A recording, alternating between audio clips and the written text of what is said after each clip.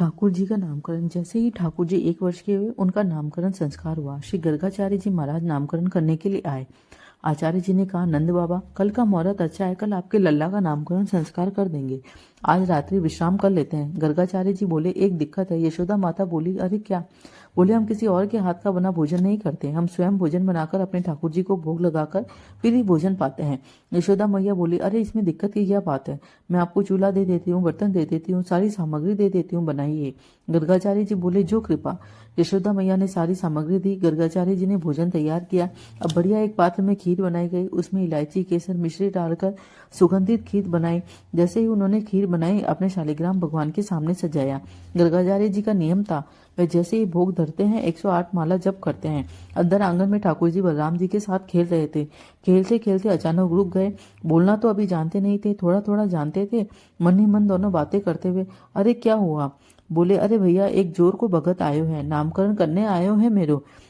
उन्होंने बढ़िया केसर इलायची डालकर खीर बनाई है, उसमें मिश्री भी डाली है, बिल्कुल रबड़ी जैसी खीर है। मेरे तो मुंह में पानी आ रहा है, मेरे तो खाने को मन कर रहा है। दाऊ जी बोले, अरे तू रोका किसने है, चला जा, बढ़िया लगे तो मुझे भी बुला लेना। बोला, ठीक है। धीरे धीरे घुटनों के बल चलते चलते जैसे जैसे मटक मटक के बाहर पहुंचे, जहाँ गर्गाचार्य जी बैठे थे और शालिग्राम भगवान के पास खीर रखी थी। ठाकुर जी ने खीर को उठाया और बड़े प्रेम से खीर खाने लगे। खीर को मुंह, नाक, हाथ पर लगा ली। गर्गाचार्य जी जैसे ही उनका भजन पूर्ण हुआ, माला नीचे रखी और देखा खीर कहाँ पर है। थोड़ी दूर पर ठाकुर जी बड़े प्रेम से खीर खा रहे थे। दोनों हाथों पैरों पर खीर लगी है, थोड़ी जमीन पर गिरी है, शरीर पर भी खीर लगी हुई है, पूरा शरीर खीर से सन हुआ है।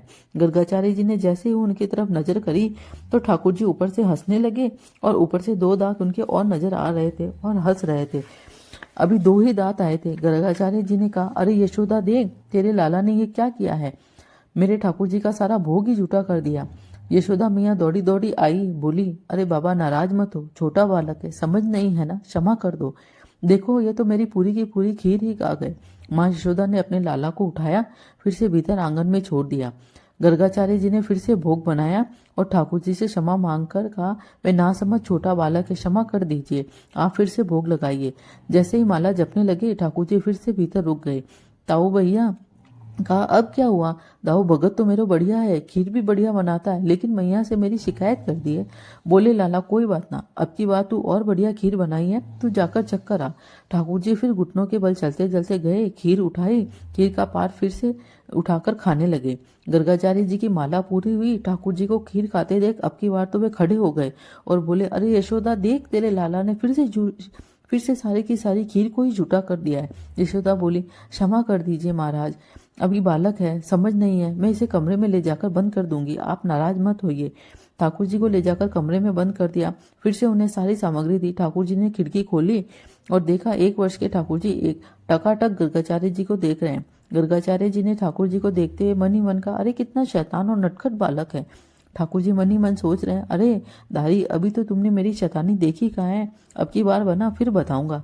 गर्गाचार्य जी ने फिर से भोग बनाया। तीसरी बार भोग अपने ठाकुर जी के सामने रखा, उनसे क्षमा मांगी। अब की बार भोग लगाते जैसे ही त्वदीय वस्तु गोविंदम नाम जप करने लगे, ठाकुर जी धीरे धीरे खिड़की खोली और गेट खोलकर अंदर आ गए। घुटनों के बल आए और खीर उठाई और फिर से चखने लगे। गर्गाचार्य जी को संदेश हुआ, अरे भाई बालक फिर से तो नहीं आ गया। उन्होंने जैसे ही नजरें खोली तो देखते हैं 4 भुजा के रूप में कान्हा जी बाल स्वरूप में उनके सामने प्रकट है।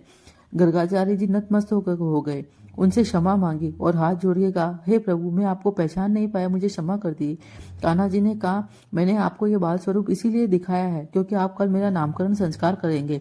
कहीं आप मेरी कुंडली देखकर माता को ये ना बता दे कि मैं भगवान हूँ और वे मुझे मंदिर में जाकर ना दे आए, इसीलिए मैंने आपको यह स्वरूप दिखाया है।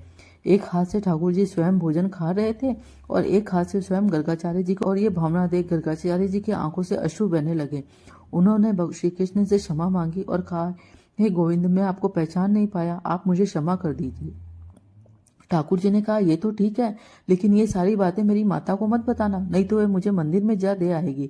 बोलिए ठाकुर जी की कथा ये आपको कैसी